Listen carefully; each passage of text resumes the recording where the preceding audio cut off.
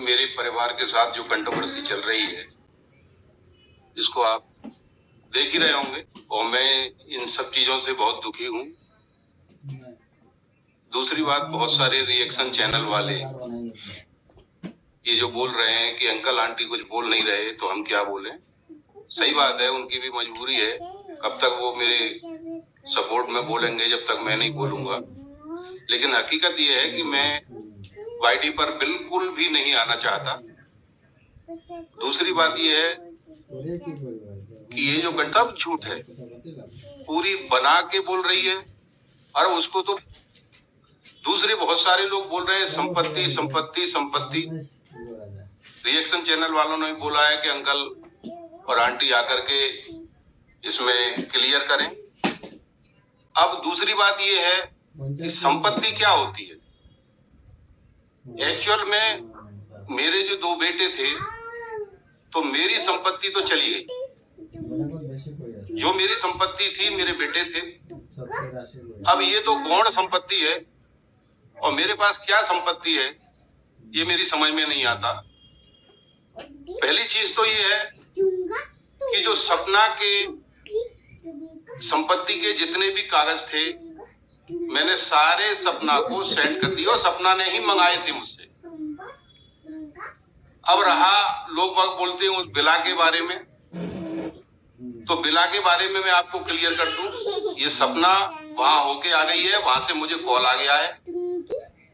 इसको जो उस बिला के बारे में करना है वो कर ले, मुझे कोई आपत्ति नहीं है। पहले में ऐसी है गुस्सा होके जा रही है, जल्दी समझ जाएगी। लेकिन अब मुझे नहीं लगता है कि मेरे घर में कोई शांति आ पाएगी। और सपना से मैं कह रहा हूं तुझे जो करना है, जो तेरे मन में है सब कर, कोई कसर मत छोड़ना। लेकिन दोस्तों ये सारी चीजें गलत हैं, सारी चीजें गलत हैं। अब रहा संपत्ति की बात, तो मैंने बताया कि मेरे दो बेटे थे, वो मेरी संपत्ति थी। अब इस संपत्ति को कोई भी ले जाए, सबसे पहले तो ये है कि मेरे जीते जी संपत्ति मेरी रहेगी और मेरे मरने के बाद, मेरी पत्नी के मरने के बाद मेरी दोनों पोतियों के नाम से संपत्ति आएगी। इसमें कोई निर्विवाद रूप से सत्य है। अगर ऐसे ही कंट्रोवर्सी होती रही तो फिर मुझे सोचने पर विवश होना पड़ेगा। हकीकत यही है कि मुझे सोचने पर विवश होना पड़ेगा। फिर संपत्ति उसको जाएगी मेरी जो मेरी सेवा करेगा, जो बुढ़ापे में मेरा साथ देगा। अब वो चाहे कोई भी हो। आज से मैं अभी नहीं कह रहा, अभी हमारे हाथ पैर चल रहे हैं। अब मुझे आप एक बात बताइए कि ये पूरे रिश्तेदार अलग नहीं है, नान को लेके साथ में घूम रही है। मेरे साथ 4 या 5 लोग हैं।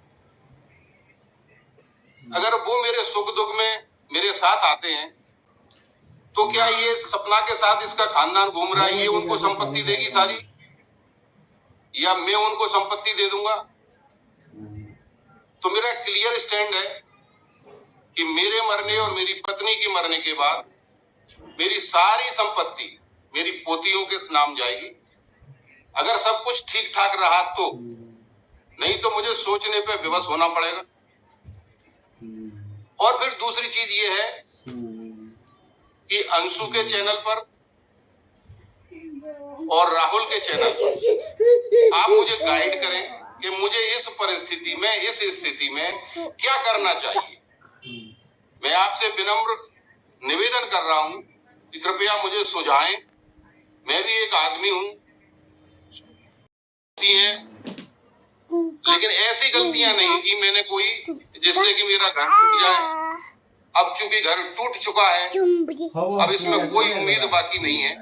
तो मुझे आप सुझाव दें कि इस स्थिति में मुझे संपत्ति के बारे में क्या सोचना चाहिए और क्या करना चाहिए। मैं अक्षरशः उसका पालन करूंगा। आपकी जो मेरे पास जो निर्देश आएंगे, और मेरे निर्देश दें या कुछ भी दें, जब मेरे आप फेवर में बोल रहे हैं तो मुझे आप निर्देश भी दे सकते हैं। ऐसा कोई वो नहीं है। मुझसे बड़े भी कुछ लोग होंगे, मुझसे छोटे भी कुछ लोग होंगे। तो छोटे हों वो मुझे सुझाव दें, बड़े हों वो मुझे निर्देश दे सकते हैं। और मैं वाईटी पे ज्यादा नहीं आना चाहता, क्योंकि मैं पहले से ही बहुत दुखी हूँ। आप लोगों को और ज्यादा मैं दिखा करके दुखी नहीं करना चाहता। और मेरे फेवर में जो बोल रहे हैं उनको मेरा बहुत बहुत हृदय से धन्यवाद। और मुझे आशा है कि अब वो मेरे साथ ऐसे ही बने रहेंगे और बढ़ चढ़ करके जो सत्यता है वो आप सब लोगों को दिखाई दे रही है। ऐसा नहीं है कि दिखाई नहीं दे रही, सब लोगों को दिखाई दे रही है। ये नए नए जो प्रपंच रच रही है ये सब गलत है, सब झूठ है। मैं आपसे बार बार निवेदन ये कर रहा हूं और अंशु ने आपको सारी बातें क्लियर कर दी हैं और आवश्यकता पड़ेगी तो वो बच्ची और क्लियर करेगी। अभी तो कुछ भी क्लियर नहीं हुआ है। अगर आपको पूरा क्लियर कर दिया जाए तो आपकी आंखें निश्चित खुल जाएंगी। और दोस्तों एक चीज आपको विश्वास के साथ कह रहा हूं कि अंशु ने जो बोला है वो अक्षरशः सत्य है। और अभी तो उसने आधा बोला है, ये भी बता दूं मैं आपको, अभी उसने आधा बोला है।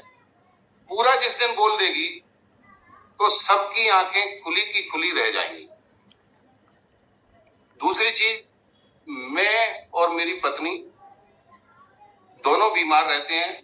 मेरी 400 तक शुगर पहुंच जाती है, 190 तक मेरा बीपी पहुंच जाता है। और ये चीज सपना को पता है। ये बार बार ये कंट्रोवर्सी करके, ये गलत गलत वीडियो डाल करके हमारा दर्द और बढ़ा रही है। और वो चाहती है कि ये सब मर जाएं, फिर मेरा राज इसमें हो जाएगा। इससे ज्यादा और मैं कुछ नहीं कहना चाहता। दूसरी एक चीज और मैं बता दूं आपको, आप कहते हो कि मेरी पत्नी सपना की मम्मी से बात नहीं करती।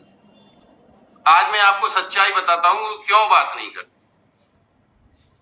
मेरे दोनों बेटे खत्म हुए। सपना की मम्मी आई, रात में ही आ जाती थी, सब कुछ होता था।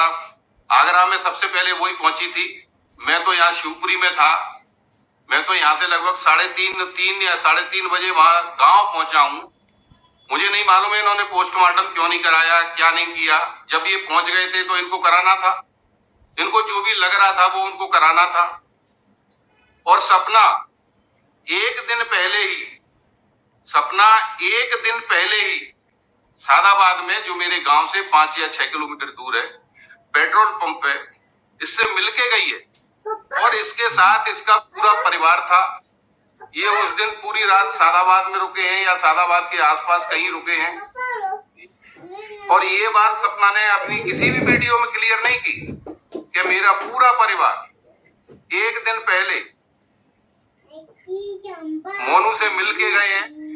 अरे भाई, जब आपको वहां मिलना था तो वहां से गांव 5 किलोमीटर दूर था। आप घर पे भी मिल सकते थे आकर के। और अंशु ने भी इस बारे में क्लियर किया है, ये भी बात क्लियर है। मेरी पत्नी उसकी मम्मी से घृणा करती है, ये पक्का है बिल्कुल, और करती रहेगी आजीवन, जिंदगी भर। क्यों? मेरे दोनों बेटे खत्म हुए। इसकी मम्मी एक मिनट भी मेरी मिसेज के पास आकर के नहीं बैठी, सांत्वना देने के लिए नहीं बैठी कि कोई बात नहीं है, हम आपके साथ हैं।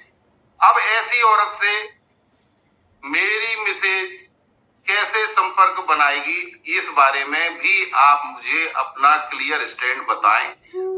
अंशु के वीडियो पे बोले, राहुल के वीडियो पे बोले, मैं दोनों के आपके जो रिएक्शन है वो सब सुनूंगा और उचित जवाब भी दूंगा। ये संपत्ति मेरे लिए गौण है। मैं गवर्नमेंट टीचर हूं। मुझे मेरे लिए और मेरी पत्नी के लिए आजीवन गवर्नमेंट से खाने को 2 रोटी मिल जाएंगी। और मुझे इस संपत्ति का कुछ नहीं करना है। मैं क्या करूंगा इस संपत्ति का, बताइए आप लोग। ये दोनों मेरी बेटे की जो मेरी निशानी है, मेरी खून है, दोनों बच्चियों को जाएगी ये संपत्ति और किसी को नहीं जाएगी। थोड़ी बहुत अगर मैं किसी को दूंगा तो जो मेरी सेवा करेगा उसको दूंगा, क्योंकि उसका तो राइट बनता है जो मेरी सेवा करेगा। और आजकल के जमाने में आप सब जानते हैं कि निस्वार्थ भाव से कोई सेवा नहीं करता है। कुछ ना कुछ उनके अंदर होता है